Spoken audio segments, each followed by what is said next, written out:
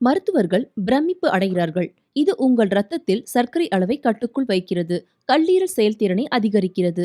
இன்றைய காலகட்டத்தில் சர்க்கரை வியாதி ஒரு பொதுவான குறைபாடாக உள்ளது. நம் உடலில் உள்ள திசுக்களுக்கு தேவையான சக்தியை இரத்தத்தில் உள்ள குளுக்கோஸ் கொடுக்கிறது.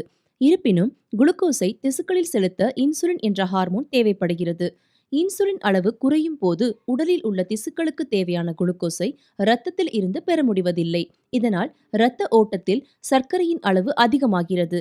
நீரிழிவு வியாதி உள்ளவர்களுக்கு உடலில் இன்சுலின் சுரப்பது குறைகிறது.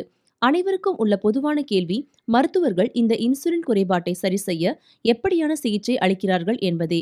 நீரிழிவு உள்ளவர்களுக்கு பலவிதமான மருத்துவ திட்டங்கள், மருந்துகள் அவரவர் உடல் நிலைக்கு ஏற்றாற்போல் உள்ளன. இம்முறையில் பயறு வகைகள் வெகு நாட்களுக்கு முன்பிருந்தே பாரம்பரிய முறைப்படி இந்த வியாதிக்கான சிறந்த தீர்வாக கருதப்படுகிறது. இதோ நாங்கள் இங்கு உங்களுக்கு ஒரு சிகிச்சை முறை அளிக்கப் போகிறோம். அது உங்கள் இரத்த சர்க்கரை அளவை கட்டுக்குள் வைக்க உதவும். இதில் நாம் பயன்படுத்தப் போவது ராகி விதைகள். இதில் நாம் உபயோகப்படுத்தப் போவது ராகி விதைகள் மட்டுமே. இதை நீங்கள் நீர், சோயா பால், தேன் அல்லது நீங்கள் விரும்பும் ஒரு பழத்துடன் சேர்த்து செய்யலாம்.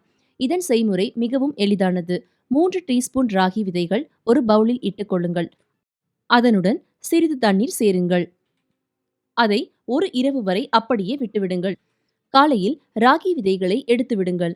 பாலுடன் கலந்து மிக்சியில் போட்டு அது நன்றாக கலக்கும் வரை அடியுங்கள். அதனுடன் சுவைக்காக சிறிது தேனை சேர்த்துக் கொள்ளுங்கள். இதை தொடர்ச்சியாக காலையில் பருகுங்கள். இது உங்களுக்கு அன்றைய நாள் முழுவதற்குமான சக்தியை தருகிறது.